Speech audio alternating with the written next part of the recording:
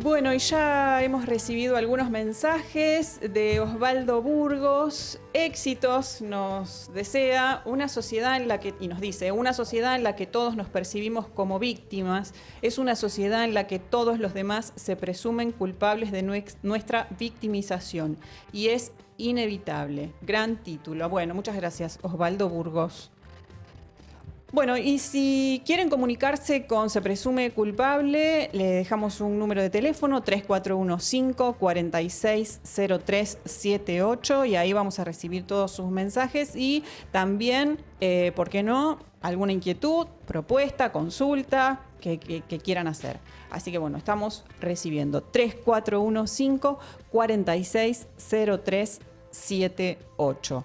Bueno, y seguimos con nuestro programa y ya no nos queda mucho tiempo. Y tenemos a un invitado de lujo hoy, que es el sociólogo, con quien vamos a tener una entrevista, una larga charla, diríamos, con Kevin Lehmann, que ya lo tenemos ahí conectado.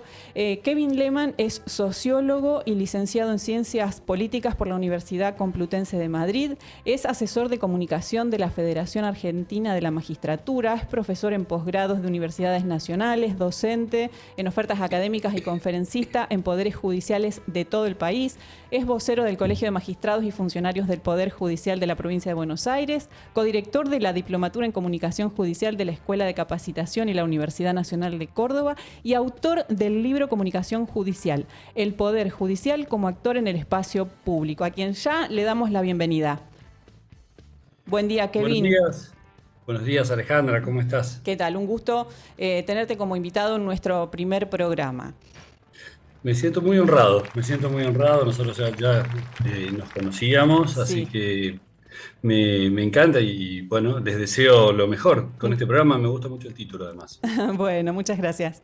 Bueno, Kevin, desde el punto de vista sociológico, ¿cuál es la idea de justicia que se percibe en nuestra sociedad? Sí, yo creo que ahí hay dos temas que deberíamos charlar, que uno es la justicia, la idea de justicia, y el otro en la idea de complejidad. Este último lo introduce Innerarity. Bueno, por supuesto es un tema que siempre estuvo en debate, pero creo que Innerarity le da una vuelta interesante. Respecto a la idea de justicia, hay una cuestión que para mí es la que organizó los primeros años de mi trabajo, eh, y que tiene que ver con que nosotros asimilamos la justicia con el poder judicial. Y eh, se firman escritos diciendo será justicia, y se espera que el Poder Judicial haga justicia.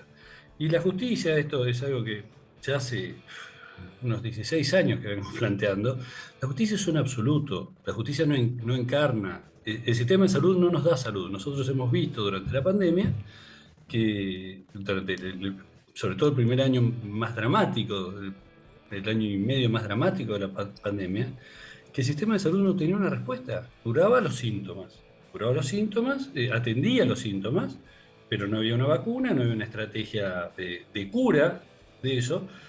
El sistema de salud no tiene disponible la salud. No tiene disponible la salud para eso ni para ninguna otra cosa. El absoluto salud no es una expectativa que nosotros tengamos y con la que lleguemos al sistema de salud. Ni tampoco la expectativa de educación. Nosotros nos vamos al sistema de educación exigiendo educación, ¿no? Yo tengo 57 años y me sigo educando. Bueno, ¿cuándo me dan la bolsita con educación? Te enseñan unas Ujú. cosas, algunas las aprendes y otras no. La educación no está disponible. La justicia tampoco está disponible. El Poder Judicial toma decisiones revisables y que cuando sucede un hecho dramático, irreversible, supongamos que una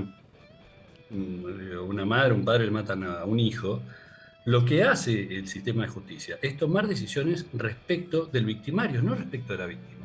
Entonces, eh, no hay nada justo. Y uno escucha esto, pero ¿cómo? ¿10 años y eso es justo? No, no es justo. No es justo. Nosotros no podemos equilibrar la balanza, no podemos hacer nada que vuelva a una situación de equilibrio lo que era una familia que tenía una vida con una familia que le mataron a un hijo y que nunca más su vida será igual. Entonces, eh, la primera cuestión que yo creo que hay que hacer es ajustar la expectativa respecto de qué puede hacer ese sistema. Y el sistema de justicia puede hacer muchas cosas, lo único que no puede hacer es justicia. Si hiciera justicia, los jueces no habría instancias de revisión. ¿Para qué va a revisar la justicia? Si ya está, si ya se hizo justicia, ya está. Entonces, este concepto creo que tiene que ir ligado a otro que plantea Innerarity. Daniel Innerarity es un vasco muy, muy, muy interesante, creo que es de las personas más interesantes de este momento. Y él lo que plantea es que la principal amenaza para la democracia no es ni la corrupción ni la ineficiencia, sino la simplicidad. Yo escuché el final y lo que dice él es, no hay nada más tranquilizador que encontrar un culpable que nos exonere de la responsabilidad compartida como sociedad. Digamos. Nuestra sociedad, la sociedad argentina, tiene una tasa de delito que no depende de la actividad judicial. Es una tasa de delito que hemos construido socialmente. Podemos decir, perfecto, por supuesto que no todos aportamos en la misma medida, pero no nos podemos desresponsabilizar de eso. Para quedarme, y ya me callo, para quedarme en el ejemplo de la pandemia, porque me parece que las crisis son grandes disciplinadores sociales, pero también son grandes maneras de entender problemas complejos. Eh, el sistema de salud nos decía, miren, si ustedes no se ponen tapabocas, si no hacen el aislamiento, si no toman las medidas de higiene que estamos pidiendo, nosotros no podemos hacer nada. La solución es una solución construida por todos y por todas. Y la solución educativa, la respuesta educativa del sistema educativo, es una respuesta construida por todas y por todos. Si yo no voy a la escuela, no hago los deberes, no leo lo que tengo que leer, el sistema no puede hacer nada. Tiene un límite. Los sistemas públicos consiguen sus resultados en una profunda interdependencia. Y el Poder Judicial, yo creo, es independiente para tomar sus decisiones, pero profundamente interdependiente para construirlas. Antes de que exista la codificación del ADN, las respuestas eran una calidad. Si la física no analiza cuestiones de la balística, es una calidad. Si no tenemos una ley para agravar la violencia contra las mujeres, la respuesta sistémica es de una calidad. Hasta que la tuvimos era de una. No tenemos leyes para agravar la violencia contra los ancianos. Nuestra respuesta sistémica es peor de lo que debería ser, creo yo, en este punto. Pero como sociedad, ¿por qué no tenemos una manera de agravar para proteger a un sector vulnerable que no denuncia porque iría a un geriátrico en peores condiciones, probablemente? Porque no está en la agenda, no es nuestro debate. La violencia contra las mujeres y contra las diversidades no era nuestro debate hace 20 años, no estaba en los diarios, no estaba en los medios, no era nuestra preocupación, ni siquiera como violencia doméstica, no era nuestra preocupación principal. Cuando se constituyó como nuestra preocupación principal, la respuesta del sistema en leyes, en códigos, en un montón de cuestiones, mejoró. Y por supuesto, la respuesta del sistema de justicia también. Así que yo creo que hay dos cuestiones que son importantes. Primero, entender que nuestros sistemas públicos son públicos por una razón, y es que todos tenemos algo que ver con su desempeño. Y la segunda cuestión es que en una sociedad profundamente compleja como esta, es difícil no es productivo, no es una buena idea dedicarnos a levantarnos el dedito y ver quién acusa más rápido a quién y no entender que las respuestas son respuestas de conjunto. ¿Listo? Eso es lo que creo. Bien, Kevin, yo decía hace unos momentos que es como que siento que como sociedad estamos volviendo a un estado primitivo, ¿no? De esto de la frustración del sistema judicial que no da esta respuesta de justicia que tiene como expectativa la sociedad y que en muchos casos no es lo que busca, bueno, siempre como vos bien decías, es necesario encontrar un culpable, no importa quién, no importa cuál, no importa cómo, pero sí quien está en el lugar de víctima necesita encontrar un culpable y cuando esa expectativa de justicia no lo conforma, porque obviamente en muchos casos, como vos bien decías también, cuando se pierde un hijo o un ser querido, no hay nada, absolutamente nada que lo repare, por más que a esa persona le den eternamente prisión o una condena de privativa de la libertad, que obviamente no existe en nuestro país, pero no hay que lo repare. ¿Cómo ves esta cuestión, este planteo que yo me pregunto y te pregunto de la sociedad que es como que está volviendo a un estado primitivo, ¿no? A ver, ojo por ojo, diente por diente, o que busca venganza en vez de justicia? Mira, ahí tenemos varios matices que yo creo que podemos pensar juntos, Alejandra. El primero, yo no pensaría que son las víctimas. Creo que es la sociedad la que tiene, y más que una expectativa de venganza, una expectativa de simplicidad. Pero en todos los temas. A los delincuentes de poner otra pared y matarlos a todos. Bueno, hay que dejar de robar por 2 años y con eso solucionamos. Hay que poner un muro entre Estados Unidos y México y con eso la destrucción de empleo industrial en Estados Unidos se va a resolver. Las Y soluciones no alguien son puede tan llegar a ser simples. presidente. Hay una necesidad, una sociedad profundamente compleja, es decir, con muchísimas interacciones que tienen un trasfondo de indeterminación. Es decir, no tengo ninguna respuesta que llegue de manera lineal. No hay un algoritmo, no es que yo pongo un muro, como decía Trump, entre Estados Unidos y México y Ujú. entonces se va a resolver un problema. Yo obligo a las empresas que están produciendo en China a que vuelvan a Estados Unidos y entonces los millones de personas que perdieron sus empleos industriales van a dejar de perderlos. No funciona así. No funciona así. Y vos introdujiste ahí una palabra muy interesante que es la frustración. Y yo creo que como sociedad tenemos que recuperar la destreza de la frustración, que es un mensaje absolutamente absurdo el que estoy planteando, porque nadie acepta someterse a eso. Pero lo cierto es que nosotros convivimos con la frustración. El Poder Judicial no da la respuesta esperada y efectivamente esto es así. El sistema educativo, el 50% de nuestros chicos antes de la pandemia no terminaban secundario y los que terminaban secundario, el 60-70% tenían problemas de lectocomprensión al final, después de 12 años por lo menos de educación formal. Eh, y durante la pandemia nos decían los terapistas, el 6 de cada 10 personas que llegan acá se mueren. Nos decían con la cara marcada, destruidos, llorando, y nos decían, por favor cuídense porque los que entran acá salvamos a 4 de cada 10. No podemos salvar a más. Y nosotros no fuimos a escracharlos, no fuimos a perseguirlos, no los insultamos por la calle. A las 8 de la noche nos juntábamos conmovidos a aplaudirlos. Entonces, los resultados de lo que sucede en el mundo son frustrantes. Son frustrantes. Eh, Todos nos vamos a morir, la gente que queremos se va a morir. Son frustrantes. Eh, Nosotros convivimos con la frustración y con la incertidumbre. Y una sociedad democrática tiene que asumir la frustración y la incertidumbre. Entonces, cuando aparece el discurso simplificador, uno debería decir, este discurso es no solamente antidemocrático, sino que profundamente peligroso, pero no para el sistema, peligroso para mi vida, peligroso para la vida de mi familia, peligroso para la convivencia, es peligroso para la convivencia. Este tema que vos decís, el sistema de justicia es un sistema experto que yo creo que tiene como resultado final no aplicar la ley. Aplicar la ley es cómo tiene que hacer las cosas, pero no es para qué tiene que hacer las cosas. Y tampoco es resolver los conflictos. Yo creo que es, eh, como mínimo, resolver aquellos o atender aquellos conflictos que no puedan ser resueltos en otros lugares sin violencia. Si pueden ser resueltos en otros lugares sin violencia, no deberían llegar al sistema judicial, porque el sistema judicial trabaja sobre todo, y me refiero sobre todo al fuero penal y al fuero de familia, pero también a otros, con aquello en lo que hemos fracasado como sociedad.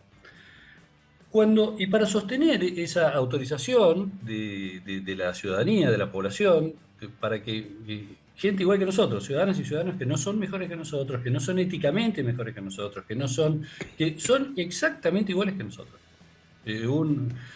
Un camarista no es mejor que un neurocirujano infantil, no es mejor. Ujú. No es mejor que un controlador aéreo, no es mejor que un panadero que trabaja bien o que una geógrafa que trabaja bien. No es mejor. ¿Está bien? Bien. O cualquier persona no es mejor. ¿Qué hace? ¿Qué tenemos que conseguir? Tenemos que conseguir que aquellos problemas, que no sean conflictos, que no seamos capaces de resolver pacíficamente en otro lugar, los pongamos en manos de este cuerpo experto, que va a resolver algunos y otros no los va a resolver, que va a resolver algunos satisfactoriamente y otros no los va a resolver, pero va a evitar que escale la violencia.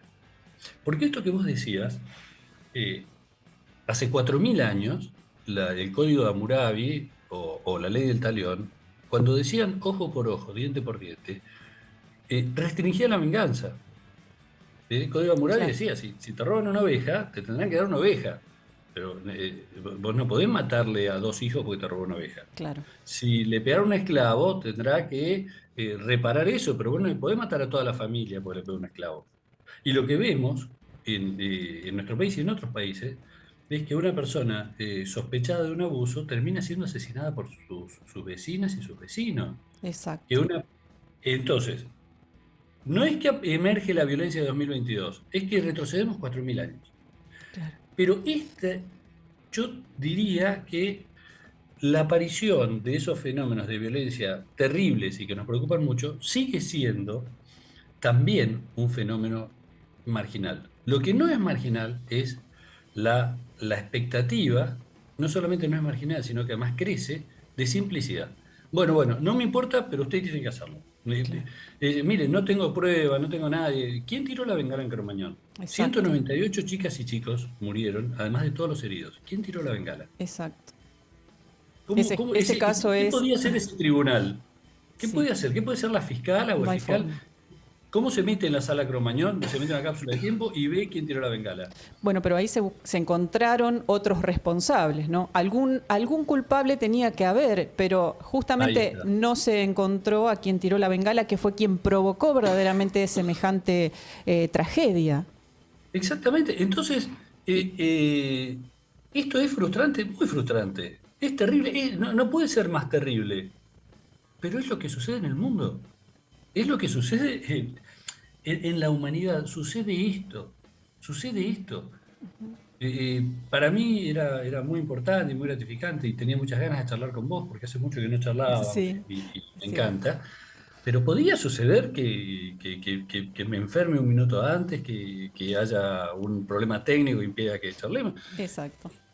Teníamos la vocación, estaba todo bien, pero existe, la realidad existe y la realidad es compleja, es una realidad que no podemos controlar, no tenemos gobernabilidad sobre la realidad.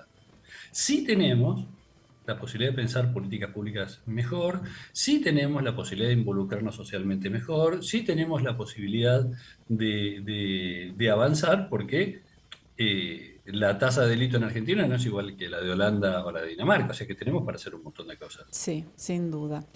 Ujú. Kevin, ya nos queda un poquito tiempo, pero no quiero dejar de preguntarte. En este momento estamos viviendo una situación donde está muy en primer plano el tema de los discursos de odio. ¿Cómo ves Sí. la influencia de los medios de comunicación dentro de esta situación que estamos viviendo de violencia, si se quiere, a nivel social en determinados temas? Puntualmente en cuestiones políticas también, ¿no? Que se están involucrando. Me parece terrible y no siempre ingenuo. Yo lo voy a decir claramente. Hay gente que está ganando plata gracias a alimentar determinados discursos de odio, porque hay determinados discursos de odio que pretenden mejorar la condición de competencia electoral de espacios políticos. Entonces, el periodismo, que es muy importante en las democracias liberales, es un factor fundamental para mejorar la conversación pública y para que quien vaya a votar vote de una manera más informada, mejor, tome mejores decisiones. O sea que, hasta la aparición de las redes sociales, de la posibilidad de informarse sin intermediaciones, el periodismo tenía ese lugar central. El periodismo tiene, y además es un factor de control de poder, por lo tanto tiene dos funciones decisivas.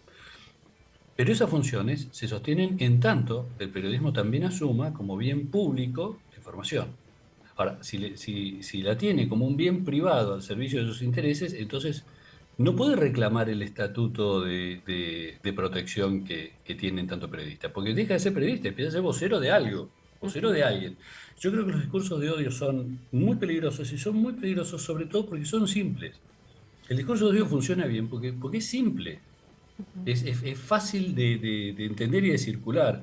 Me parece que me preocupa que el intento de magnicidio no haya generado una alerta, una alarma mayor, una preocupación mayor, no nos haya escandalizado, porque entonces significa que nuestros límites sociales están muy corridos. Yo creo que, un atentado contra la vicepresidenta, que es Cristina Fernández de Kirchner, que sería exactamente lo mismo que un atentado contra Macri, contra Milei Exacto. o contra cualquier otra persona, en ese rol, digamos, ¿no? Sí. Nosotros tenemos que establecer los límites de lo aceptable, creo que deben ser redefinidos. Todo esto que digo parece una tontería de alguien que está atrás de un escritorio. Yo no trabajo atrás de un escritorio, yo trabajo en todo el país, trabajo en el conurbano bonaerense, la gente en el conurbano bonaerense tiene cicatrices, no trabajo desde un lugar de libros, trabajo Sí. en un lugar donde hay muchísimo dolor y muchos problemas. Lo que pasa es que puede haber más dolor. Lo que nosotros tenemos que entender es que no solamente puede haber menos dolor, también puede haber más dolor. Esos caminos nos llevan a más dolor y ponen en riesgo la vida de nuestra familia. Cuando dicen hay que matar a todos los negros, hay que matar a los villeros, y la gente que vive en esos barrios, un chico camina con la novia y el gendarme le dice algo a la novia delante de él, esto estoy diciendo es profundamente machista. Esa chica cómo se siente y ese chico cómo se siente respecto de la autoridad. ¿Qué nivel de frustración tiene una persona que es chicaneado, que se lo llevan preso porque sí? ¿Qué va a pasar cuando se cruce con alguien de bien pensante con los discursos de odio? ¿Qué va a pasar? ¿Nosotros podemos esperar que tenga una respuesta pacífica, tranquilizadora, o que esa frustración también salga por algún lugar? Sin ninguna duda, sí, es realmente así. Kevin, lamentablemente se nos ha terminado el tiempo. Ha sido un placer conversar con vos hoy. Obviamente te vamos a seguir llamando en alguna otra oportunidad para que participes en este espacio porque es sumamente interesante todo lo que has comentado hoy y bueno, como te sigo habitualmente tu trabajo, considero que es muy valiosa tu opinión y tu visión de todos estos temas. Así que te agradezco infinitamente que hayas compartido con nosotros hoy este espacio. Gracias a vos y realmente te felicito y me alegro de que hayas construido, de que hayan seguramente con un equipo construido este espacio de comunicación. Así que te Bueno, mando un abrazo enorme y muchísimo éxito con esto. bueno, muchísimas gracias, Kevin. Hasta otro momento. Bueno, pasaba Kevin Lehmann, bueno, dando un punto de vista sociológico de todas estas cuestiones que venimos hablando en este programa y que vamos a seguir hablando sin ninguna duda. Muchas gracias, Antonella y Rodrigo, por haber estado hoy aquí, por acompañarme en este primer programa de Se Presume Culpable. Y bueno, a todos los que están del otro lado, nos han quedado mensajes sin leer. Les agradecemos igualmente, lo vamos a pasar el próximo sábado sin ninguna duda.